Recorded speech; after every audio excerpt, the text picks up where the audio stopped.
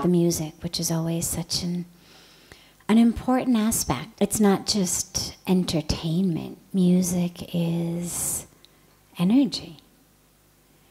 You know, sadly these days, so many of us think of music just as entertainment. Well, I like this type of music, or I like that type of music, or who's your favorite band, or, you know, this is danceable, that's not danceable. But Indian culture actually had such a deep, deep awareness of the science of sound, that it's the only religion in the world I know of that actually has an entire scripture, the Samved, dedicated to sound. And here's what's interesting about that, is it's not Indian sound, it's not Hindu sound, it's the science of sound. Many years ago, I had the wonderful opportunity to be in Venice, Italy. And from Venice, we went to a big yoga program that was being held in Assisi. And in Assisi, we went to this very, very ancient cathedral of St. Francis. And there was a program of Gregorian chanting, which is the ancient and sacred chanting. And Puja Swamiji was there, and this other very, very renowned saint who has since passed away, unfortunately, was also there.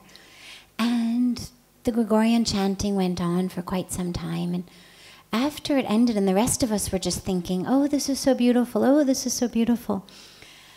And when it ended, Puja Swamiji and this other Swamiji, also, as I said, very renowned, very learned, the two of them looked at each other, and simultaneously they said, it's the Samved.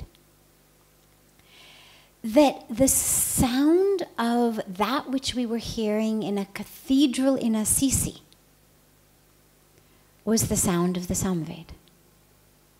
And that in a way that sounds much more amazing and miraculous than it really should, because these things actually should be the normal, but nonetheless, tragically, they're not in our lives the normal, so it seems really amazing, that deeply spiritual people living in different places, worshiping God by different names in different forms, in different ways, but deeply connected to the divine, having deep meditative practices, connected to the same truth. And that truth came through them in a very similar way.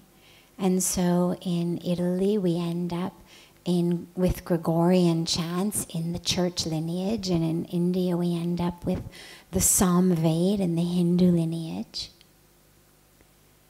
But that truth of the science of sound was so much the same that even though neither of them had ever heard Gregorian chanting, immediately they recognized, this is our Samved. Words are different. Tune is the same. And the last point I just wanted to mention on that, since Anandara so beautifully brought us onto this topic of sound, is whatever we're doing, whether we're singing, whether we're making music with our hands, or whether we're speaking, we're doing something that creates sound. We may think, oh, I just said that. It was only a joke. I didn't mean it. Or we yell. We think, well, I didn't mean to yell. I was just, whatever. And what we don't realize is the impact of that. Yeah, we know the emotional impact. We know what it feels like to be yelled at. But what we don't think about is on a physiological level. Sound is actually energy waves. I mean, that's how it works. It's not that I've got some uncanny, special ability to know from your lips what you're saying. I mean, some people can read lips, most of us can't. The way that I know what you're saying is it comes out of your mouth, creates waves, that goes into my ear, tells my brain what you're saying, and whether it's a very low frequency sound, which is going to have waves that look like this, or a very high frequency sound, it's going to have waves that look like this.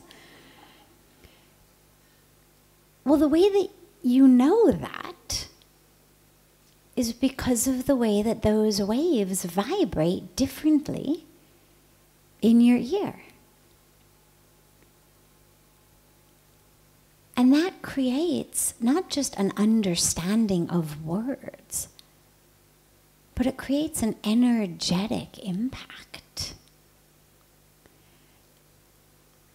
And this is really the power that sound has. And whether it's the sound that comes out of our mouth, I mean, people do this all the time kind of jokingly, but it actually is science. You take a dog and you say to it, "Oh, you stupid, stupid, ugly thing." And it's going to wag its tail and, come up and rub itself against you because it thinks that you're criticizing it.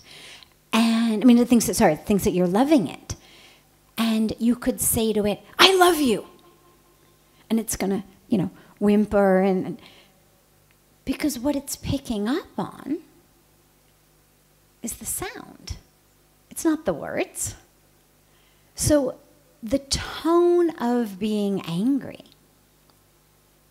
regardless of whether with that tone you're saying "I love you" or you're saying "bad dog," is going to make the dog whimper.